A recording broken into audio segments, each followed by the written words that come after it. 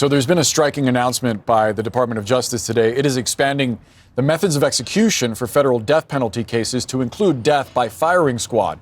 Right now, 5 states allow death by firing squad for those convicted of the death penalty who have exhausted the appeal process. In March, a South Carolina man convicted of a double murder became the 4th person to be put to death by firing squad since the 1970s. We're joined now by death penalty expert Karina Barrett Lane. She's the author of Secrets of the Killing State, the untold story of lethal injection, also a law professor at the University of Richmond. Karina, thanks so much for being with us. What is your reaction to this news? I mean, I think in part it's a move of desperation. It's a reflection of how difficult executions are by lethal injection, to get the drugs, to carry them out in some sort of competent manner. I think also, though, it is a move towards explicit brutality. The one benefit of lethal injection is that people could tell themselves that these people are sort of drifting off to forever sleep. That will no longer be the case with execution by firing squad. The state's violence will be explicit. Is there an argument to be made that a firing squad is perhaps a more humane method of execution? Because there have been repeatedly stories reported out about lethal injection, for example, not working the way that it's designed to. That's absolutely true. The botch rate for lethal injection is somewhere between 7 and 8%. It's double all of the other methods because it's so complicated. Firing squad, by contrast, is one of the simplest ways to execute. And, you know, as far as humane, I mean, I could say it's faster. I mean, you're being shot to death. So I don't know about humane. I suppose it depends on how you define it. But definitely it would be faster than the average death by lethal injection, which is running now around 18 minutes. So you have that. I think, though, at the same time, it's more difficult for the executioners and for what we're asking them to do. Yeah, because there's a burden on members of the firing squad, and some of the states that have this as a method of execution take steps to try to limit the actual knowledge or awareness of those pulling the trigger about who actually committed the execution, right? Well, states do it differently. Some states, like Utah, have one member of the firing squad firing a blank. Other states, like South Carolina has a 3-person firing squad, and none of them have blanks. But as someone who has shot M16s in the military, I think it's really hard to say that just because you are shooting a blank that you wouldn't know that you were also part of it. And, you know, again, you pull a trigger and there's blood and there's somebody dying in front of you. And so it is really, really hard for these executioners to separate themselves, whether they are shooting a blank or not. And now the DOJ says that it's seeking the death penalty for 44 defendants. Just for context, federal executions are pretty rare.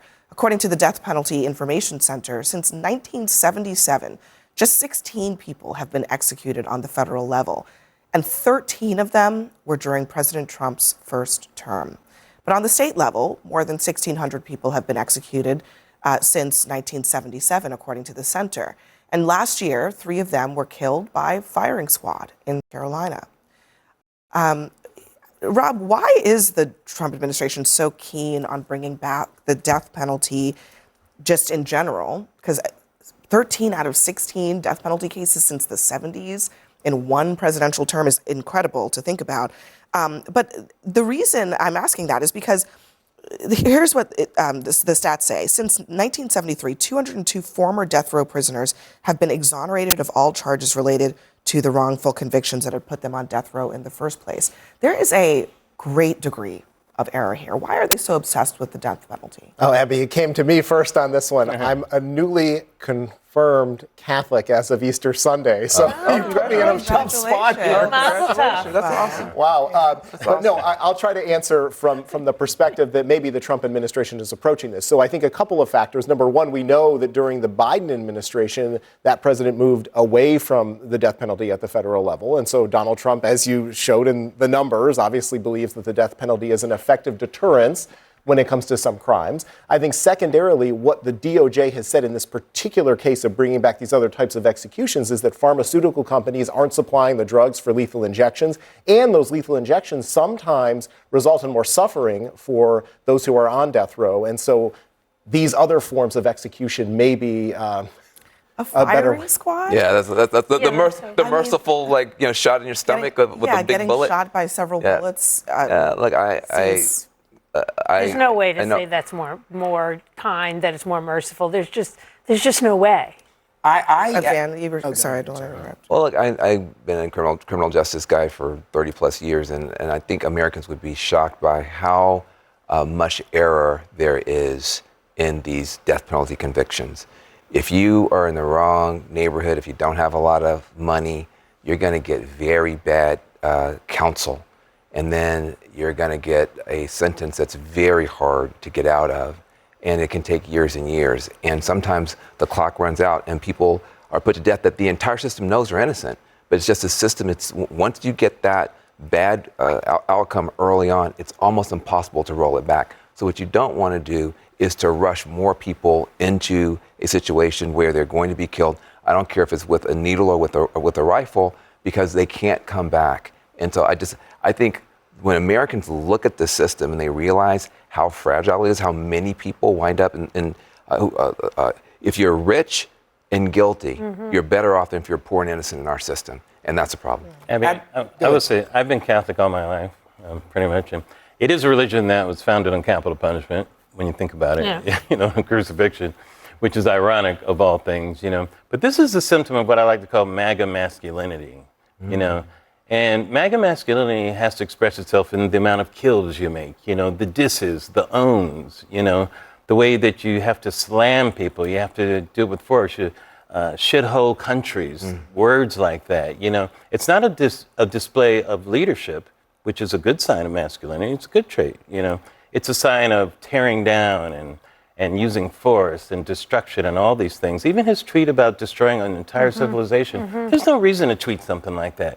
But it's I call that MAGA masculinity, that kind of form. So it's in that. Perhaps to your point, I mean, take a look at this tweet from Congressman Tim Burchett.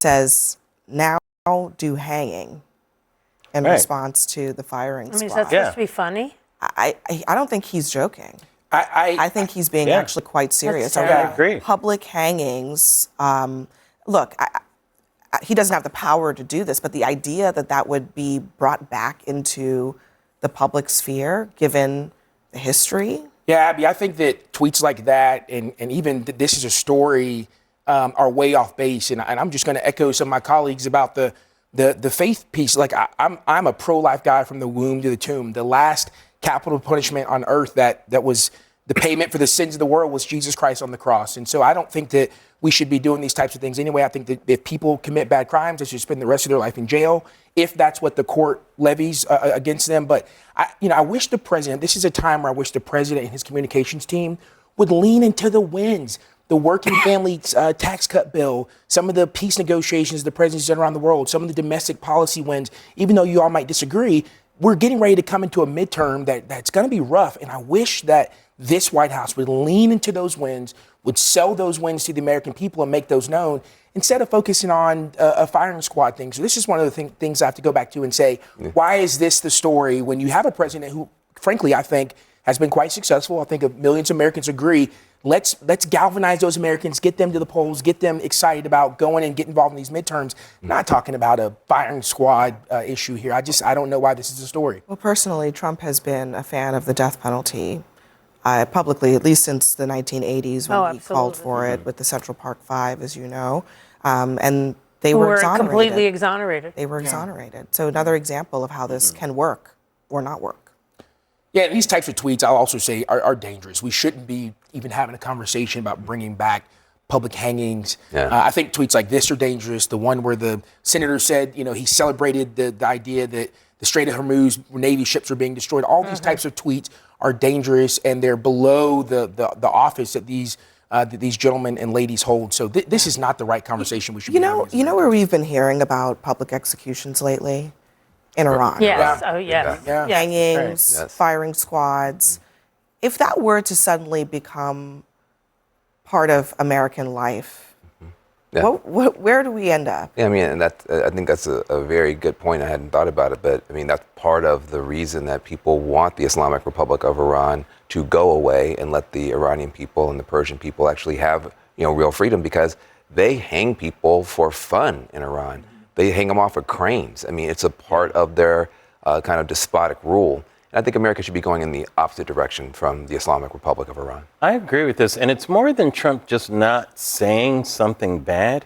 He needs to lead. He should point out those types of distinctions of what makes this civilization more important and better. He should point those out and have some gravitas and seriousness with it. I'm telling you, in terms of independence, he would have so many more people understanding why are people possibly dying in this war. We need to know some really good reasons, not just obliterate people dropping mines. But I think what you said about the macho-ness is right. He gets so drawn into it and loses any of what the presidency is really about, which is about lifting the country up, lifting people up to higher ground, not dragging them down. But he gets so, unfortunately, sucked into that. Yeah. All right.